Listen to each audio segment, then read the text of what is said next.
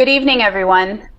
Welcome to our panel discussion tonight, hosted by the U.S. Embassy here in Abu Dhabi, to discuss the status of the U.S. election, the outcome we have so far, and the questions that remain. We're excited to have a wonderful panel of experts here with you tonight. But first, I'd like to invite our Deputy Chief of Mission from the U.S. Embassy here in Abu Dhabi, Sean Murphy, to welcome you all to the event tonight. Over to you, Sean. Thank you very much, Robin. It's a pleasure to be with you tonight. On behalf of Ambassador Rakolta and the team at the United States Mission to the United Arab Emirates, I'd like to welcome everyone to this post-U.S. Election Day discussion. My thanks in advance to our panelists for their expert insights as they respond to everyone's questions and comment on an election that has been truly exceptional. Over the last several months, many of us have watched as Americans and U.S. political leaders have participated in the robust debate that happens during the U.S. election season. That debate touches on issues like inclusion, education, employment, the whole range of issues that affect the daily lives of every person living in the United States. This debate has played out in U.S. elections for over 200 years, and it's part of the process of drawing diverse opinions, experiences, and expertise into the formulation of our policies and our government institutions. As messy as it may seem from the outside, the U.S. democratic process allows us to take full advantage of the talents and diversity of our country and nurture the creativity and the innovation that allow us to pursue a more perfect union. With that thought in mind, we welcome the perspectives of our panelists today and appreciate our audience's presence and curiosity at this exceptional moment in American history. And with that, I would also like to thank the public affairs team at the embassy and the information management staff for helping make this evening possible. Thank you, Robin. Thank you so much. I'd like to introduce our three panelists who are joining us here tonight. And before I do so, I want to invite the audience to utilize the Q&A feature on the WebEx platform to submit any questions you have at any point during the event. I will be monitoring those questions, and we'll put those questions to the panelists as the discussion unfolds. We've assembled tonight a panel of experts to give some context to the historic nature of this election and elections past, the details of polling and demographics, as well as the influence of social media and new technology on elections today. We have with us Adam Ramey, who's an associate professor of political science at NYU Abu Dhabi. He holds degrees from Harvard and the New School, and he can give us a perspective on that polling data and demographics that plays such an important role in the outcome of elections. We also have Dr. Vernon Peterson, who is professor and head of the Department of International Studies at the American University of Sharjah. He holds his PhD in history from Georgetown University, and as a fellow Georgetown grad, I just have to say Hoya Saxa to that. And he can help us understand the historical importance of the election that we are currently witnessing, as well as what's come before. Finally, I'd like to welcome Laura Maristani, who is Associate Director for Constructive Politics at the Democracy Fund, where she leads the governance program 31 to explore what unites Americans while helping the governing institutions to become more diverse, inclusive, and to work towards that more perfect union that Sean mentioned. She holds a degree from the University of Puerto Rico, as well as a degree from George Mason University. We're very privileged to have the three of you here tonight. We look forward to this discussion so that we can be better informed, so that we can have civil discussions, and so that we can move forward knowing the importance of this election and the importance of the participatory political process in the United States now and in the future. With that, I'd like to open with a question to Adam. Could you give us some idea what's happened in the past 48 hours, and why is this different from in years past? Thank you so much, Robin, and also thank all of you for joining us this evening. And I'd like to say thank you to the U.S. mission here for inviting me to be a part of this panel. This is, without a doubt, the most exciting and unexpected, in many respects, a presidential election of my lifetime. And I think the last 48 hours have continued to show just how exceptional this election was in so many ways. We don't have final voter turnout numbers because votes are still being counted, and they're going to continue to be counted for the next several days and indeed weeks in some cases.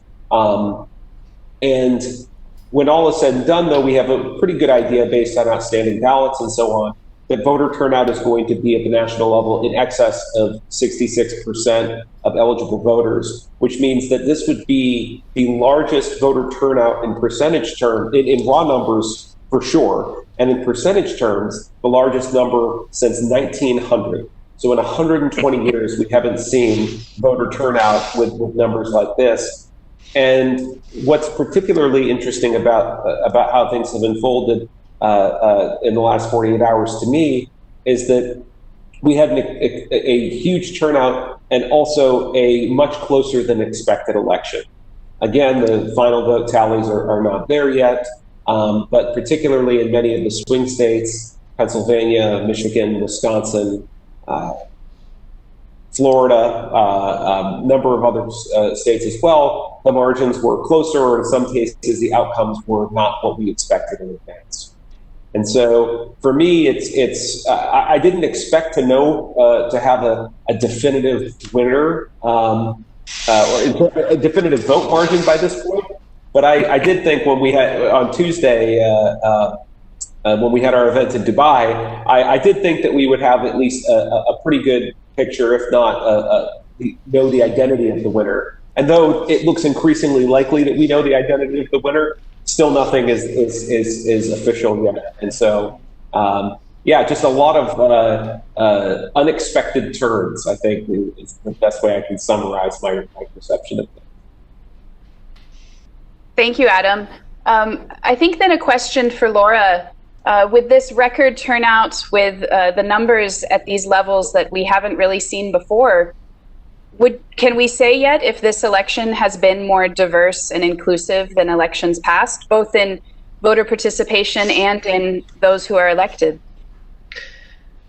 So the short answer to that is yes. I do want to just add a little bit to Adam's comments and say that it wasn't completely unexpected in terms of how our election infrastructure is working.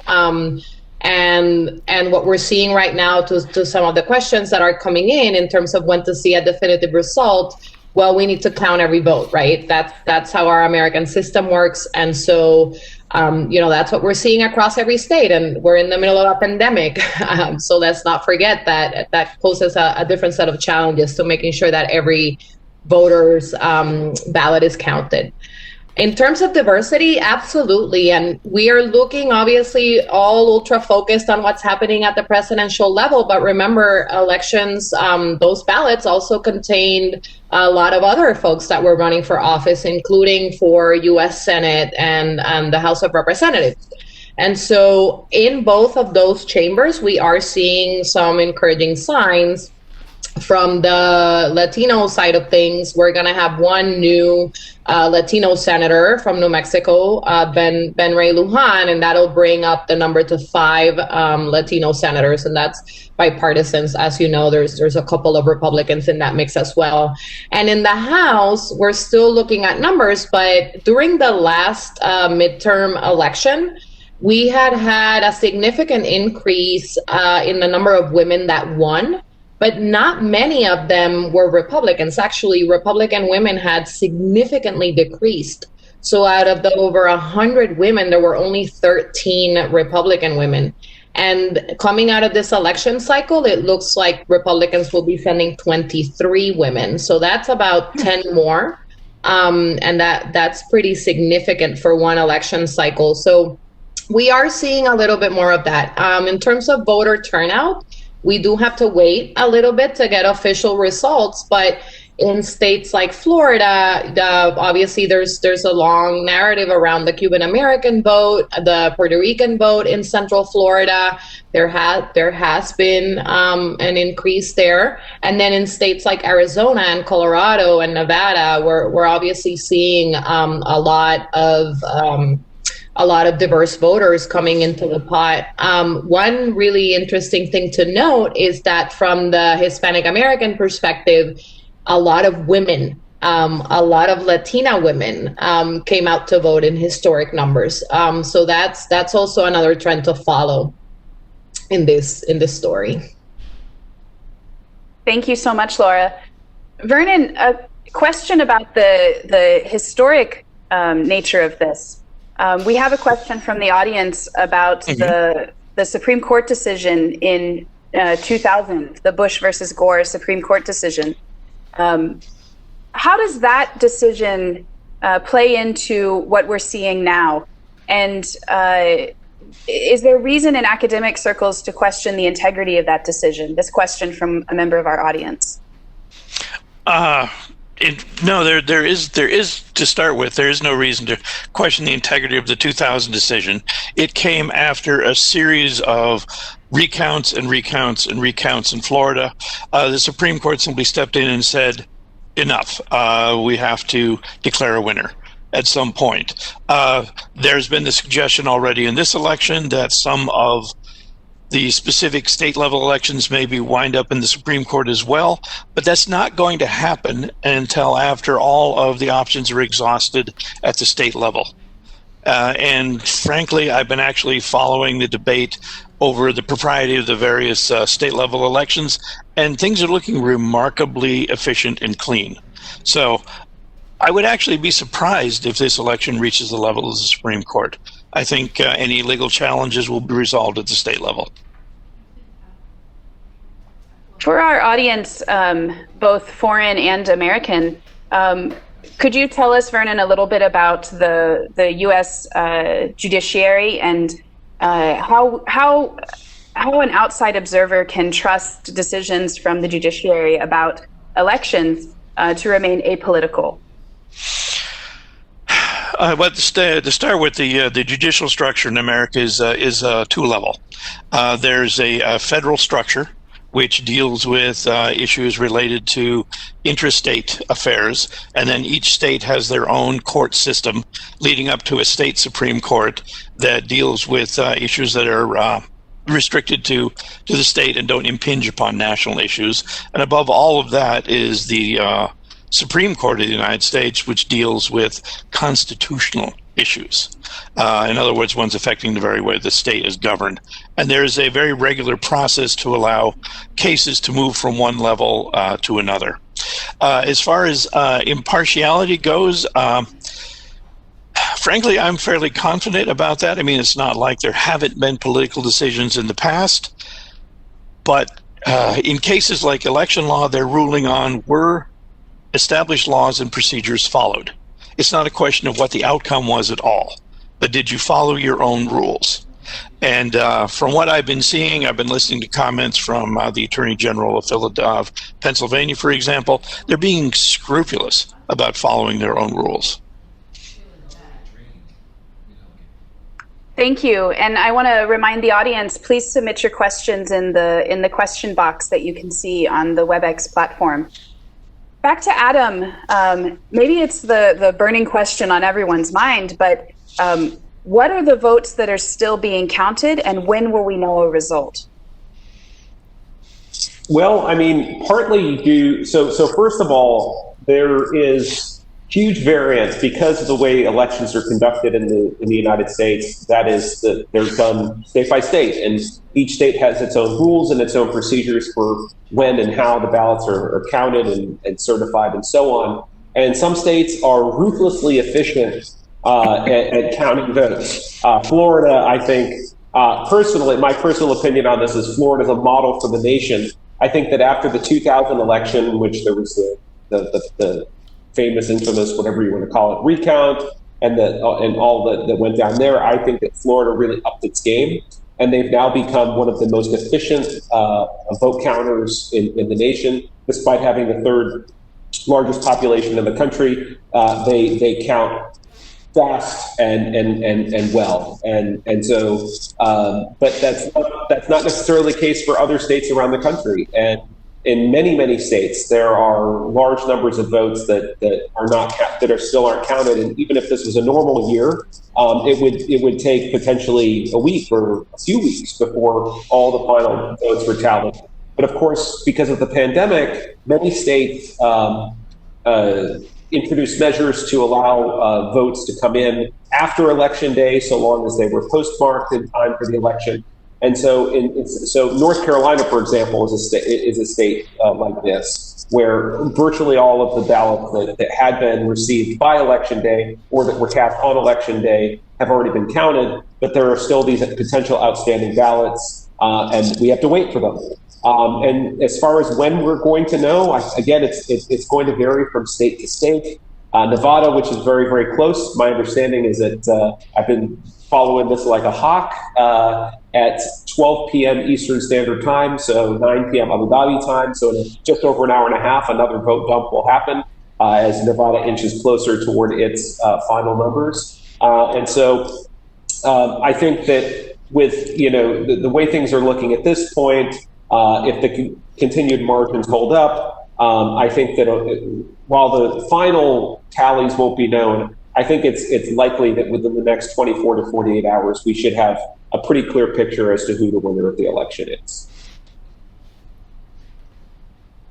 Thank you so much. I'll put this next question to Laura.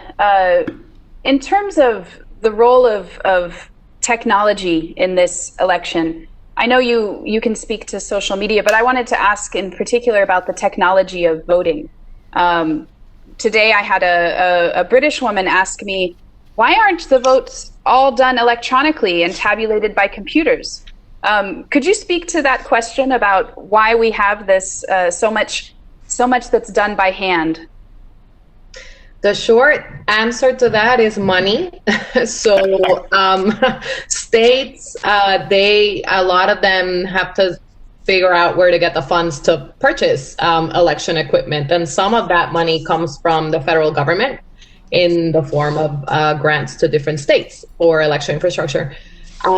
During the past appropriations cycle, and appropriations is the process that Congress undergoes to appropriate funding for different things that it's responsible for supporting across government.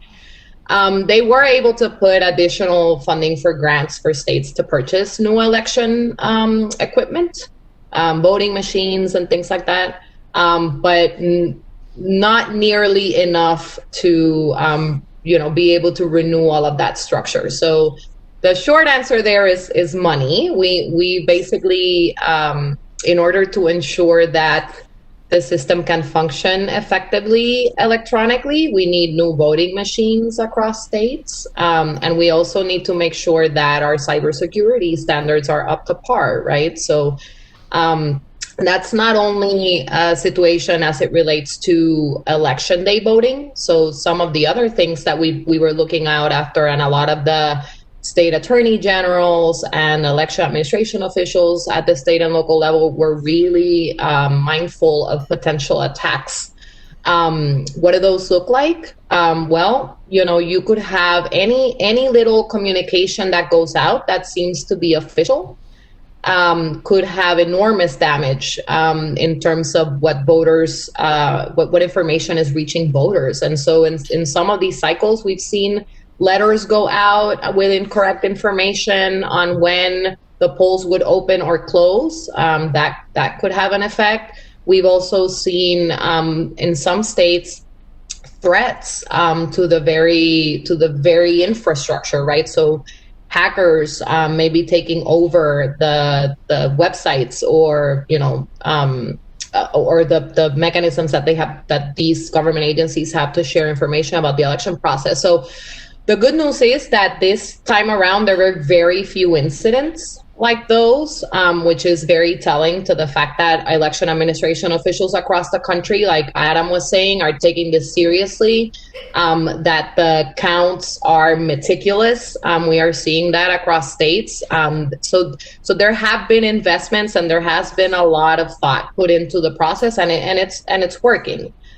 We've also seen some reports that foreign interference was,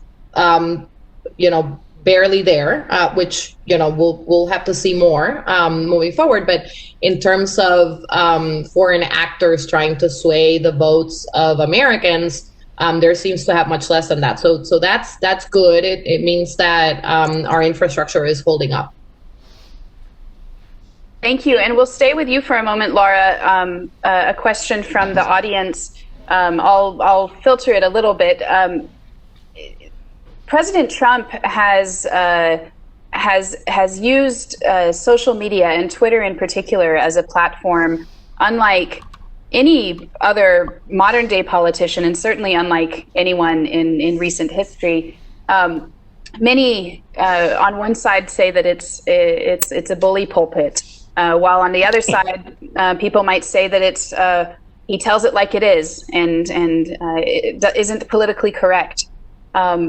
Are the results we're seeing now a direct result of that unique style of his? How can we interpret the influence of his Twitter behavior on the turnout of voters and the votes that they actually turned in? I mean, I think voter turnout is due to a lot of Twitter accounts, not only the president's. Obviously, social media it has been an excellent instrument, a very powerful instrument to help to promote and make sure that more people have information about who's running. And that goes all the way from president to lower positions and city council and school board members, right? So people have more information at their disposal.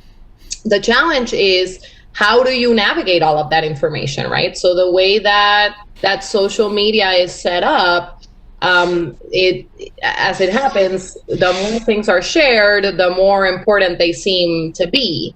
And the way that the algorithms are set up sometimes also amplify certain messages and certain types of information. That doesn't necessarily mean that it's always true or correct information. And so what we had been really mindful of this cycle was making sure that when you're retweeting information, that you make sure that it's verified, and to be able to educate voters about how to verify information. When social media started, we talked a lot about fake news, and I think people still think, well, if it's The Onion or one of those other really obvious sites that are not real, it makes it a lot easier for people to distinguish. But the thing is that in this cycle, some things may be true, but because they're overshared, they may be blown up bigger than they actually are. And so there were a lot of education efforts to make sure that people understood that. I think we still have a long way to go. I think, again, social media is a wonderful tool to be able to amplify voices. It's especially helpful for more diverse candidates that have less funding to be able to amplify their campaigns and things like that. So there's a lot of good, but we also have to be mindful of how the infrastructure of those platforms works and how to read into it, how to read into the tea leaves of Twitter and social media and what you're actually seeing. So that is going to be true now more than ever, because the election season is not over. So during our last session, we talked a lot about election day, right? Everybody thinks that you're going to have the results in that day, and now you're seeing that that's not the case. We expected that because this is a season. And what's going to happen is that you're going to see more information being shared on social media between now and inauguration. And so it's going to be more important than even before the election to really understand what it is that you're seeing and really take the time to verify that the information that you're getting is correct. Thank you so much. want to remind audience members to submit questions in the question box, so that I can put them to the panelists. Yes. Would it be possible for me to make a small follow-up to Laura? Please. I got the impression the audience member is asking about the high level of voter turnout and wanting to know if that's attached to President Trump's particular skill at communicating through Twitter. But I'd like to add a historical perspective, as I may, that one of the reasons for the turnout is that the issues are so sharp and clear. And I'd like to make a reference to what Adam mentioned earlier. The last time we had this level of turnout was in 1900. And that was the Republican William McKinley running against the Democrat William Jennings Bryan. Very distinctive platforms, very distinctive and sharply divisive visions for what America was about. People turned out in that election because the issues were genuinely important. And I think that's what's happened in 2020 as well. Thank you. Maybe we'll go back to Adam to follow up on that. Some of the issues that were being discussed before the election were about the polarization of the United States, and people being on opposite sides of major issues. Looking at the results now, the exit polls, the demographics, what can you tell us about the state of the union? Is unity on the horizon, or more polarization? Well, I mean, I like to try and be optimistic on these things, and I think that one thing that we've seen is that regardless, again, when the final numbers shake out, we'll have a better sense of things. But as far as I'm concerned, I think that what we're seeing here is a indication not of a particular mandate or landslide in favor of either party in this election. I think that there was a hope, particularly among supporters of President Biden, that there would be a large voter turnout, and that would translate into a repudiation of the past 4 years. I think similarly among supporters of President Trump, they kind of were secretly hoping for the same, though not quite as enthusiastic about its chances. And what we saw was actually a tremendous enthusiasm by supporters of both sides. And as Vernon noted, it's remarkable how much deep divisions can actually instigate mass participation. And so I think that it's important, taken in stride. I would hope that the new government in Washington, and I think I'm not declaring anybody a winner by any stretch at this point, but I think that Vice President Biden's numbers suggest that it's almost certainly the case that he's going to cross the threshold. And if he does cross that threshold, it's highly likely that he's going to be dealing with a still Republican-controlled Senate and a House of Representatives that, again, when the final tallies are done, is going to be a few seats, still controlled by Democrats, but have a few more seats in the hands of Republicans than there were before.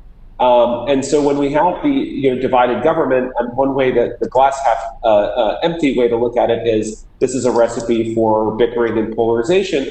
But you don't have to remember that long ago. If you go back to the mid to late 90s, when President Clinton was in office and the Republicans controlled Congress, though they had deep divisions, they were able to work together on policies that they were able to find common ground on, and they balanced the federal budget, and things were not so bad, and so I am cautiously optimistic. I think that one of Vice President Biden's assets as a candidate that he touted was, he's been in Washington for a long time. He was a senator for over 3 decades, and he was vice president for 8 years. He knows how to get things done.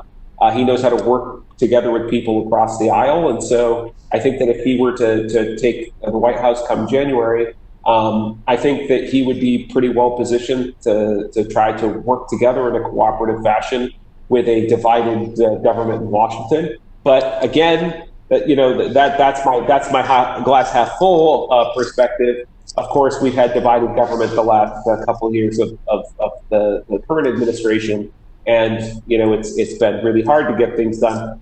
Just in the same sense that in the last couple of years of the Bush administration, or the last couple of years of the Obama administration, it was difficult. So I'm cautiously optimistic, but I do think that these election outcomes suggest that it's not the blowout that either side was hoping for, and I think that the recognition that the country is divided means that it behooves whoever's in the White House come January that they need to think of ways to find common ground and to tread a little bit more lightly than perhaps the base of either party might want them to.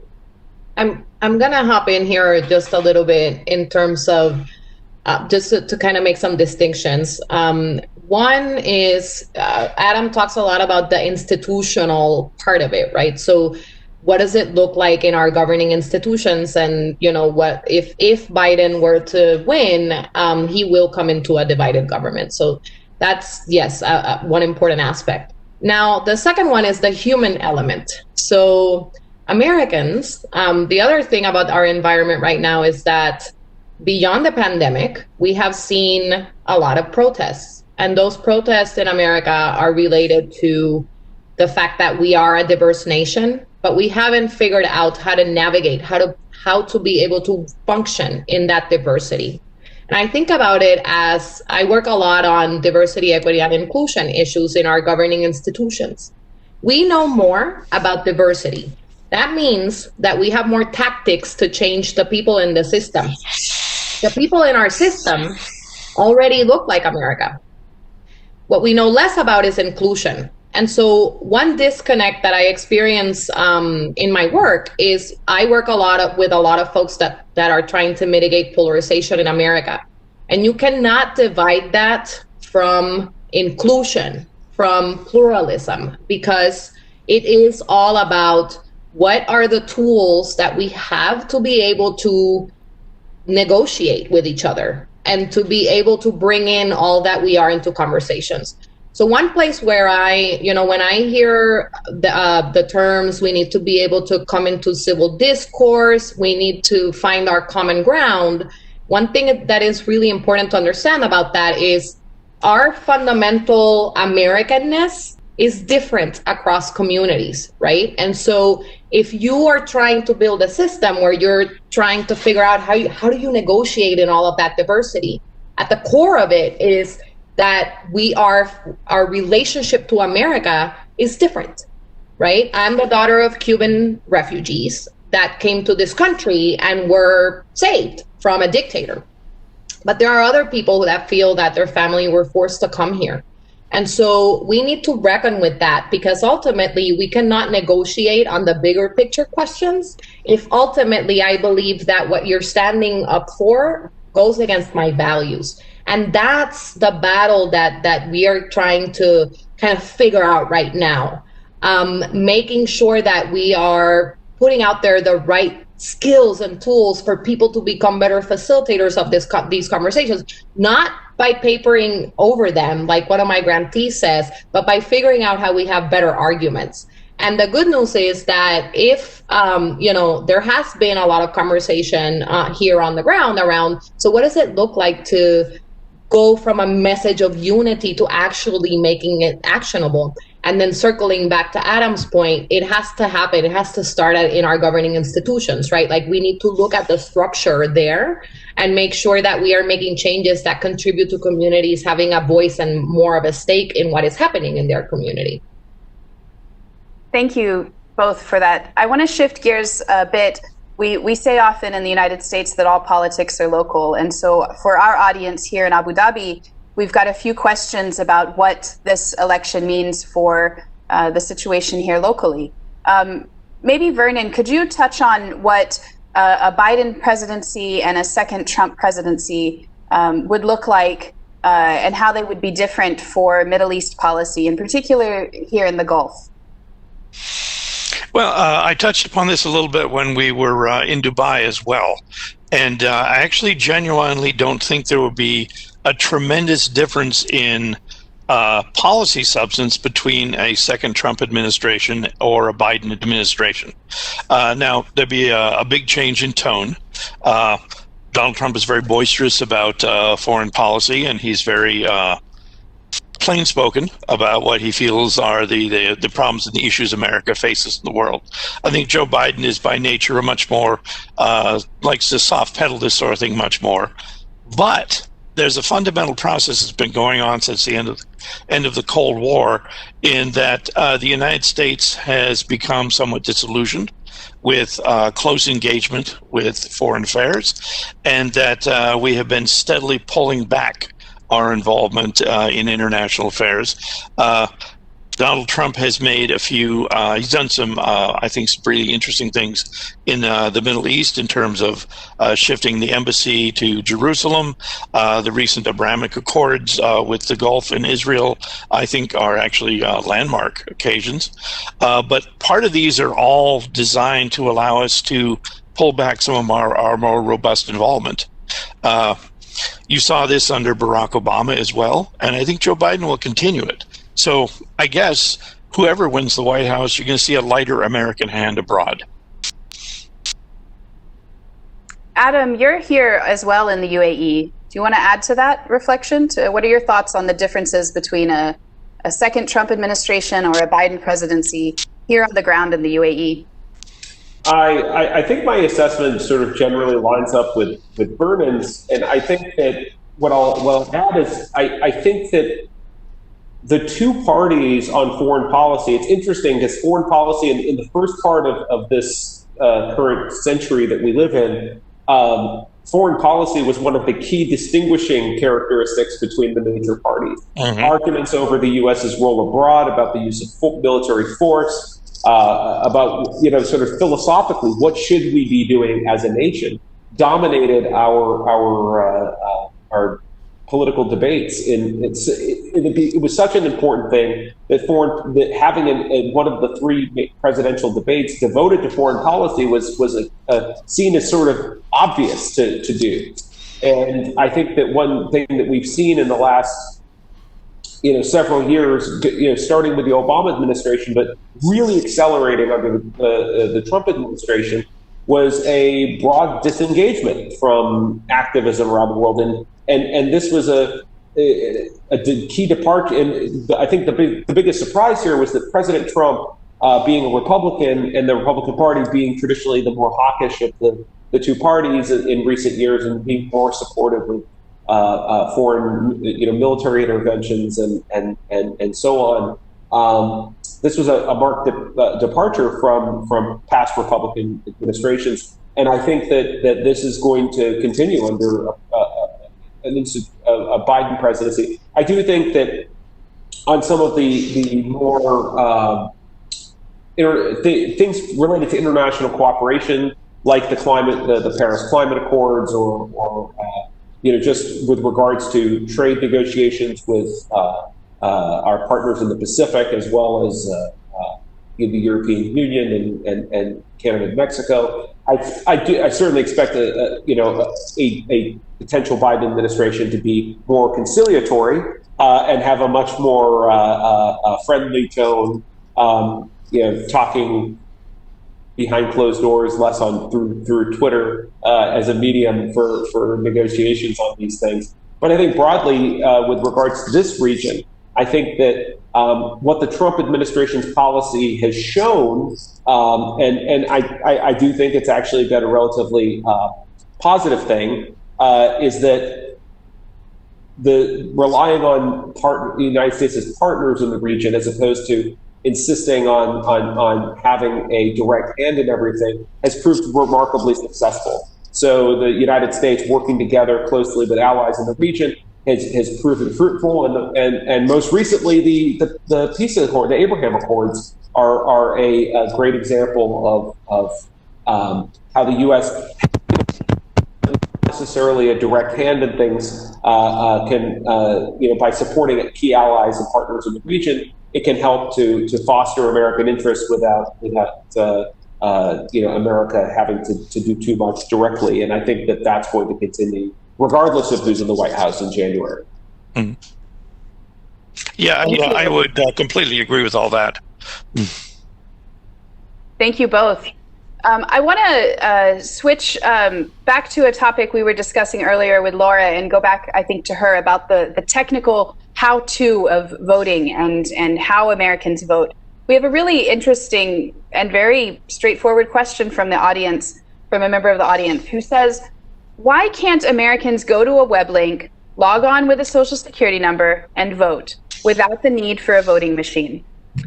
What can you tell us, Laura? That's a very good question. Well, the first part of that is that every state, and Adam talked a little bit about this at the beginning, has their own election administration process. So every state decides how they're going to run their election administration process. I wouldn't put it past, and maybe some of the folks here are aware of some states that may have thought about this at different levels, because I know that not at presidential, but at other levels, it has been done in similar ways, that it would be plausible. Now, there are still a lot of questions around being able to protect people's information in that case, and being able to have a robust cybersecurity infrastructure to protect the voters. What I will say is we did see the federal government move closer to doing that, actually doing it as it related to the census, which is a little big important thing that we do here in the United States every 10 years that actually also happened in the middle of this pandemic. This year was the decennial census, which is when we count everybody that is currently in the United States.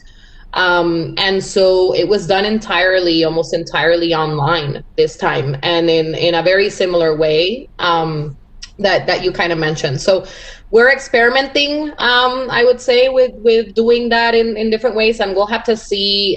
So far, the census seems to have been carried out pretty securely. I didn't hear of any overt issues there. But, again, that also was something that was run out of the federal government, which has a little bit more resources than any given state would probably have to ensure they can protect people's information and that they can protect the integrity of the system, in an election. Thank you so much for that, Laura. We have another question.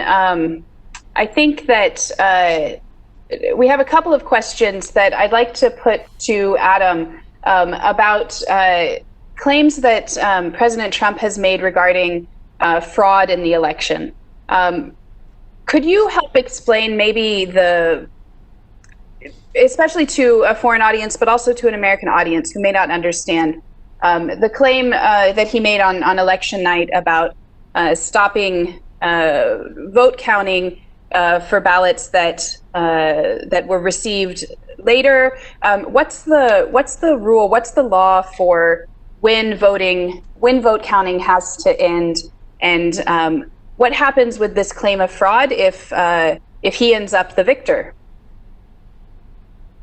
Well, I mean, so look, in a historical example, there was many years ago rampant voter fraud in the United States. There were political machines of both parties that would routinely stuff ballots, hide ballots, create ballots. But those things are largely things of the past. And I think that the question now about the integrity of votes that have been cast, I think largely revolves around, and these debates began before the election, even before election day, because of course the election itself has become more like an election month because of the early voting and absentee voting in the states.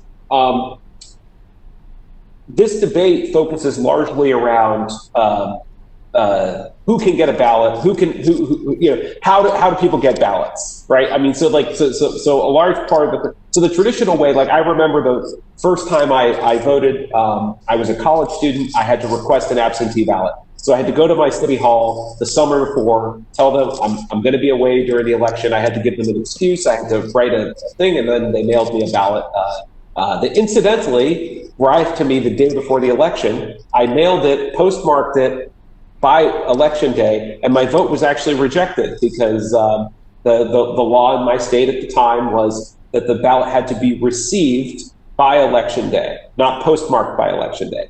Different states have different laws, however, as to what counts, what doesn't count. And, you know, I think that the debates here largely focus around the fact that the vote counts took exceptionally long, particularly in some densely populated urban areas, especially in places that are fast growing and they just don't have the election infrastructure to count them very quickly. And naturally, when you stop counting and then you go home for the night, there's question. You know, I think that that a large part of President Trump's claims come from the fact where, okay, well, you've gone away for the night. Who knows?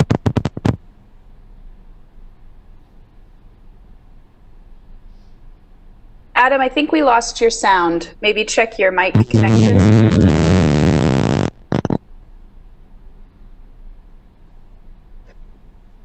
No, we can't hear you. What about now? Yes, there you are. Okay, great. Sorry. So all I was saying is that the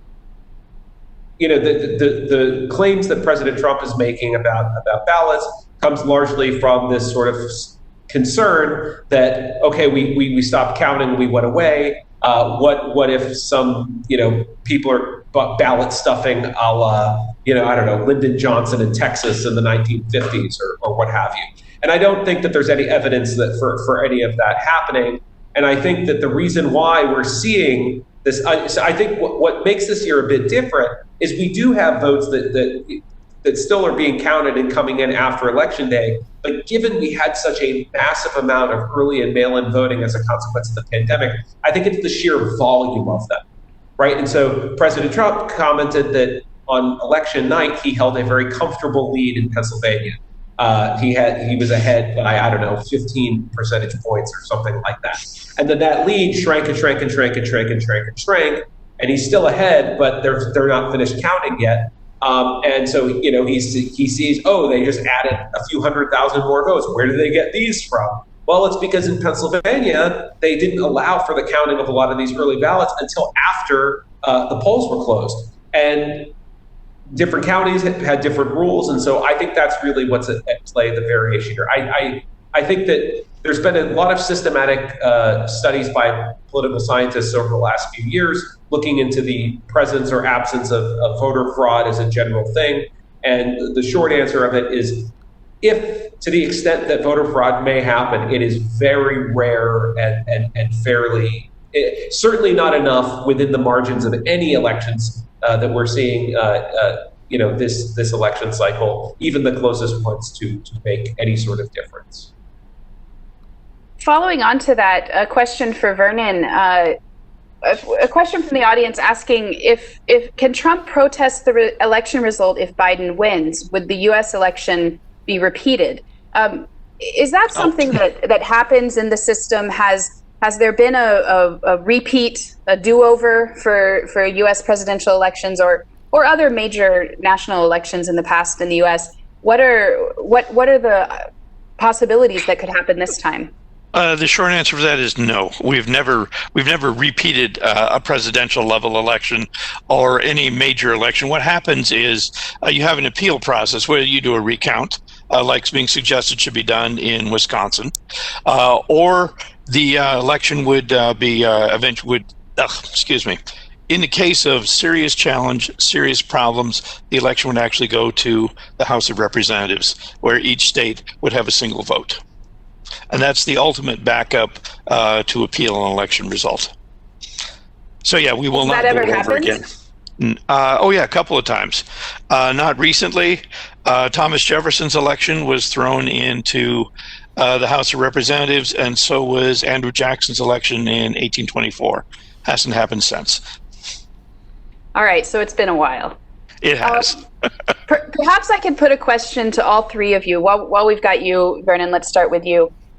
I know it's early, but what could you see as changes in the 2024 general elections based on the experience of 2020? Oh, well, the first one is really easy.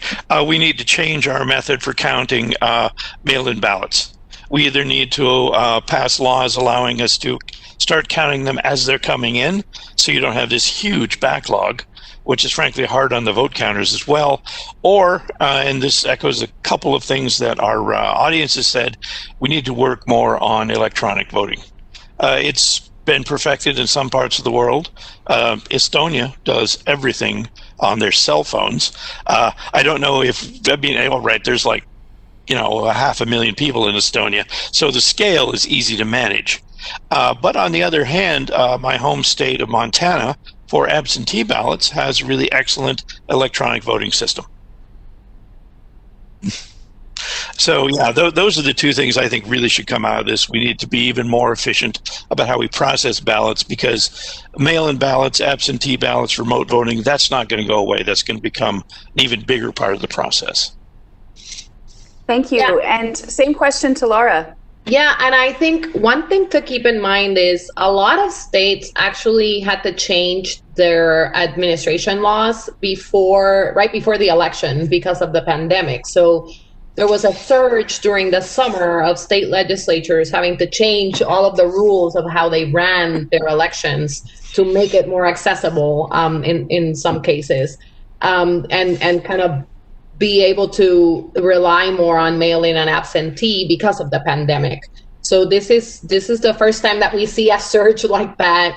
There have been a lot of organizations in the states that for years have advocated for expanding absentee voting, but this is really unprecedented, and the reason for it was the pandemic. And so what we need now, we're going to have some time, right? At least until the next midterm election, for states to take a look at what worked, what didn't work, and then, like Vernon said, see how they can kind of revamp that infrastructure to make it more efficient. But just having a little bit of empathy for all of those states that had to turn all of that around in a very short time frame. One of the reasons we're so excited about how well the infrastructure has held up is because, imagine, like, we didn't even know in August if states would have been able to manage that amount of absentee votes or mail-in votes. And there were also concerns around our postal service being able to deliver all of those on time, and still some concerns in places where ballots have still not been delivered. So, it is remarkable that in such a short time frame, many states were able to turn that around. More broadly, beyond the I will make a plug here that there also have been states that have put up significant barriers for voters during this time. And so one big piece of this is for upcoming elections, making sure that those barriers are removed in those places, and that more people are able to vote more efficiently and easier moving forward. And so the same question to Adam, but I'd like you to reflect particularly on how will 2024 look different from the perspective of polling and the role that the polling plays in the election process.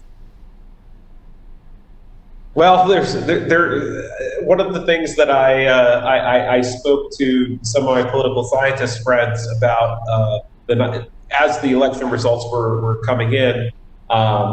Was that I think that there's a phrase that we use back in the U.S., the "come to Jesus" moment, and I think that's what the polling industry is going to have a bit. And we said this back in 2016. Now, I will say that there were some pollsters who were actually quite excellent, and Ann Seltzer out of Iowa has successfully polled her constituency in Iowa for many election cycles now, and has been absolutely spot on.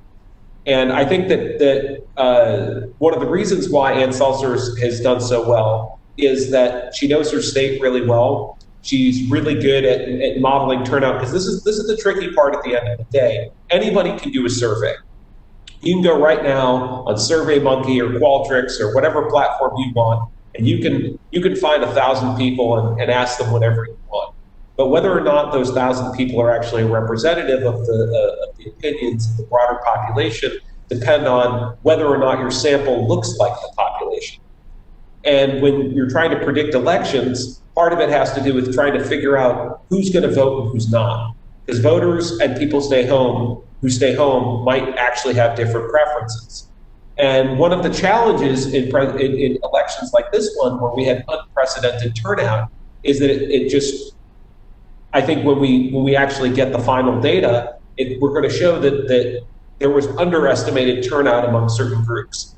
And especially, I think, in some states. So look, President Trump, looks like, I don't know, it hasn't been certified yet, but Wisconsin and Michigan have flipped back to the Democrats after supporting him last time. But the margins in Wisconsin and Michigan were considerably closer. So Wisconsin was less than a percentage point separating the president and former Vice President Biden.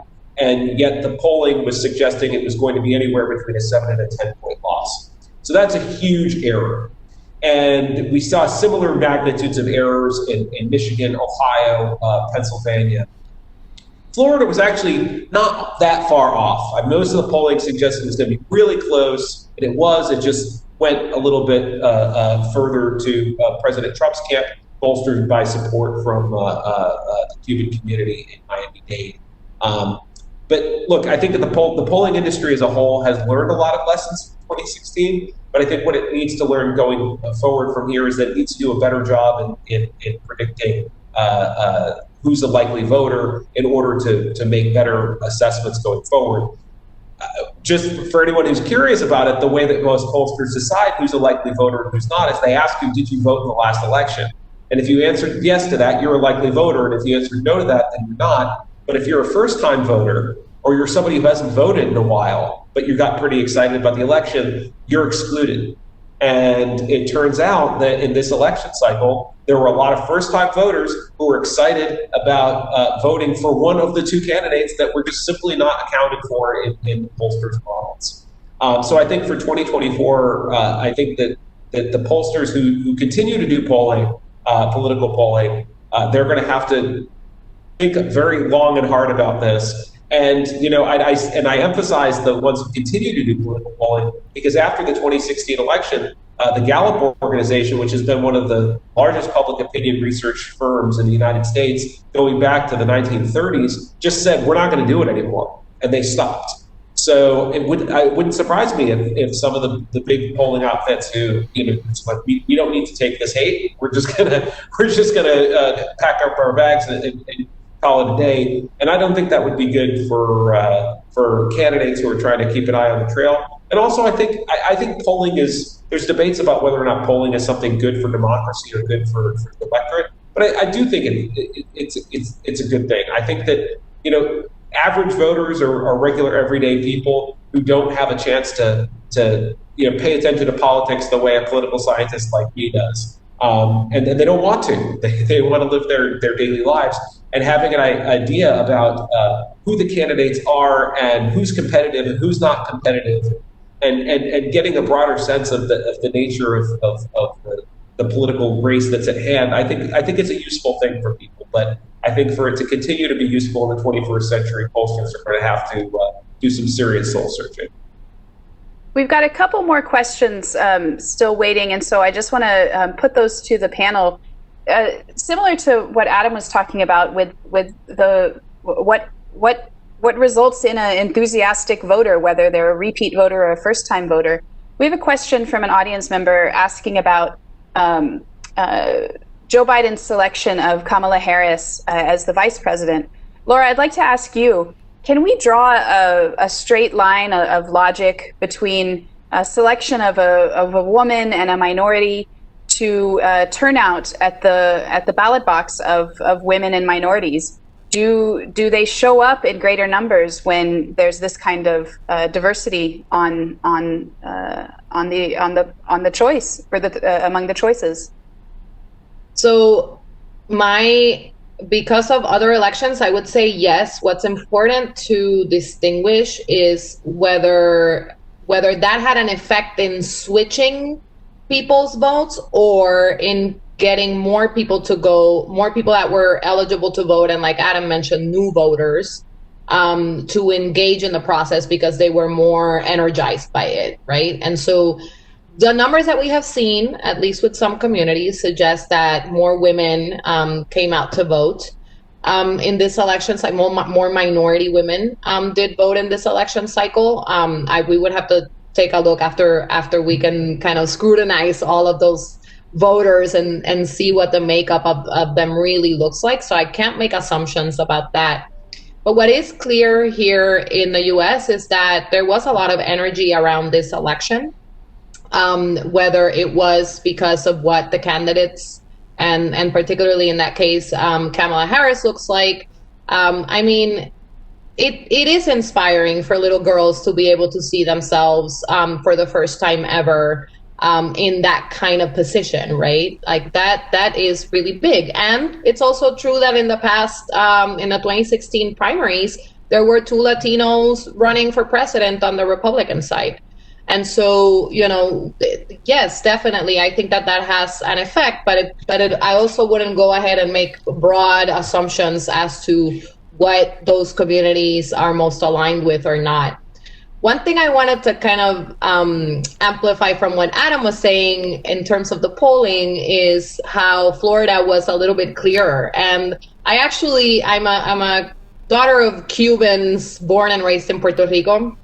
And a lot of what I was seeing during the election is like, what's going on with those 2 votes? And one thing Adam didn't mention is what the shy voters. So the voters that we poll, but don't necessarily tell the truth. And, you know, coming from those 2 communities, we're pretty direct people. So that would explain why we're not very shy, as you can see. But with other communities, because there have been very contentious issues brought up by the candidates during the election, that was also leading to some folks not feeling comfortable disclosing who they were going to vote for. And so a little bit of, you know, you've seen it in some of the outlets, like the shy Trump voters, not really talking about whether they were going to vote for him or not. So that, I think, contributed. In the long term, it's also important to note, and where I find polling needs to really get its stuff together, is that we use it also to inform how we're going to address policy issues moving forward. And so we want to make sure that it's inclusive and that it's bringing in as many diverse voices as possible, so that we really understand what voters and Americans in general want from our political process. We've got just 1 or 2 more questions. This one for Vernon. Speaking historically, how does this election rank among campaign dollars spent? So let's talk about for the presidential election. Are we seeing record numbers, and what kind of difference does it make? I think you're on mute. My apologies about that. No, we're seeing this is a massively, hugely funded election. I haven't looked at the exact figures, so I can't say if in proportion to the population it's the greatest ever, but I wouldn't be at all surprised. And it's not just the presidential election. Down ballot elections for the Senate, for governors, have just been attracting a fabulous amount of money. What I find really interesting and hilarious, and if you're speaking historically, is there's not a lot of evidence that this actually sways voters that much. Yeah, I mean, an incredible amount of money is put into television ads, social media ads, but by and large, people base their election decision on their economic circumstances, the circumstances of their immediate social group, or the group that they most identify with. And it doesn't have a lot to do with the bombarding of campaign appeals. One great example is they've already done a little work on the effect that the Lincoln Project ads had, and those things were incredibly creative, but they don't appear to have shifted votes even slightly. People who are already going to vote against Trump liked the ads, everybody else just ignored them. And those were quite expensive ads, if I they were. So I think we have one good question, I think maybe to bring our discussion to a close that I'd like each of you to consider. Americans, we elect our president through this interesting, unusual process of the Electoral College. But there have been some controversies in recent years with a disagreement between the popular vote and the Electoral College vote. Will this year's presidential election change that Electoral College system towards a popular vote, or do you see this election as one that might reinforce the Electoral College once more? Vernon, since we're with you, how about you take the answer first? There's a lot of discontent with the Electoral College system because it skews the vote towards smaller population states. When the American population was more spread out, you really didn't notice this effect so much. Now that it's more concentrated, it's going to become more and more obvious. The problem is eliminating the Electoral College requires amending the Constitution, which requires 35 states to say yes. And we're not going to get those numbers because those are the 35 states will lose a great deal of influence. My own state of Montana has 3 electoral votes, but if we lose those 3 little votes, we've got 1 million people. No one will ever visit us again. So I think the Electoral College is going to stay for good or ill, because I think it will be too difficult to make it go away. I think Montana's got other reasons people might want to visit. There's some true, but those are non-political. True, we do appreciate your tourist dollars. Laura, how about you? What do you think about the fate of the Electoral College in this election? I think the fact that we don't know the results of the election yet should be your answer that, as Vernon said, it's going to be incredibly difficult to get the amount of states on board that you would need to pass it. That is one piece of it. And then, the numbers too, and the closeness of the race also speaks to the polarization that exists right now. And this particular issue was one that was highly divisive coming out of 2016, where there were a lot of calls from folks to do something about the Electoral College. I think there are a lot of different parts of our governing infrastructure that we could be taking a look at, and one of those is going to be redistricting reform. So now that we have the census completed, what's going to be happening in the United States in the next year is that states are going to have to redo the boundaries of their congressional districts, and that too has an effect on who gets elected and how the Electoral College works ultimately, because it functions through who gets elected to those districts. And so I think that there are other things that we will see that are going to happen this year, just because of things that were already in the queue to happen and how our system of governance works. Thanks. And Adam, same theme. Are we looking at a big difference again between the popular vote and the Electoral College vote, and what does it mean going forward? Well, I think that because of the way it looks like these tight races are going to stretch out once all the final votes are counted, I think that the final popular vote count in the Electoral College look fairly similar to each other this time around. Look, I think that these splits between the Electoral College and the popular vote are really anomalies. And the last election, President Trump won a few states very rich in Electoral College votes very narrowly, despite losing the popular vote. And these situations really are anomalous. Of course, there was the 2000 election where President Bush, narrowly beat Al Gore in the Electoral College, but also he narrowly lost in the popular vote. So usually, I think for the vast majority of elections in American history, they tend to track each other. And it's these cases where if we had another, if President Trump were to and it still is possible at this point, as the votes kind of keep trickling in, it's still possible theoretically that President Trump could win re-election, though the data as it comes in suggests that that's unlikely at this point. If he were to win re-election, I think that the moves to try to make some changes would certainly come to the fore.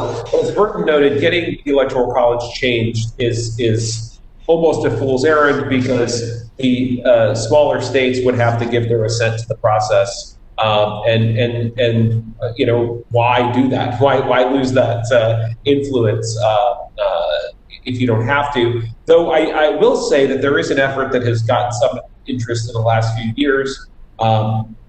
It's this popular vote compact, whereby states who sign on to the compact agree that once that group of states that sign on to the compact has at least 270 electoral votes, then all of the states that are part of the compact agree that whoever wins the national popular vote will get that state's electoral votes. So they essentially agree to give up their electoral votes in favor of the popular vote winner nationally. Of course, again, you need 270 electoral votes worth of states to sign on to that, and that would take some time. I think at the end of the day, you know, we'll see what happens in the future. But I really do think that these splits between the Electoral College and the popular vote are truly anomalous.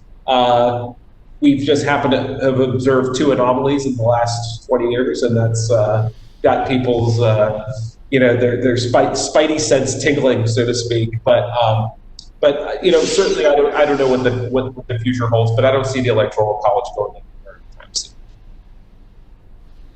Great. Well, I think we covered most of the questions that came in from the audience. I want to just in a few words, for the three of you who are operating in this this political science space, watching the results, what does your next 24 hours look like? What are you doing?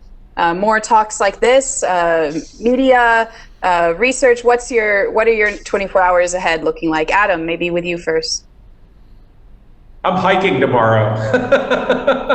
I am, you know, for me, elections, not just presidential elections, but election day every year, especially every 2 years for national elections. It's always an exciting, but also a thoroughly exhausting time in which I'm glued to screens, doing interviews, analyzing data, you know, writing, and in the midst of, you know, I'm a professor, so I'm teaching and doing all of my normal responsibilities at the university. And so I am just looking forward to, after having been thoroughly immersed in all of this for days, well, I mean, really weeks, but especially the last 72 hours, I'm looking forward to hiking in Jebel Hafid tomorrow and trying not to hit the refresh button on the decision desk vote like I have been. How about you, Vernon? Are you going hiking as well? No, sadly, I'm going to be grading midterms tomorrow because I've got a real job I've got to get back to. And Laura, how about you? I have my eyes on Congress. So I have a lot of organizations that we support that are working towards ensuring that the new classes of members of Congress coming in have the resources that they need to do their jobs. And so, you know, it continues.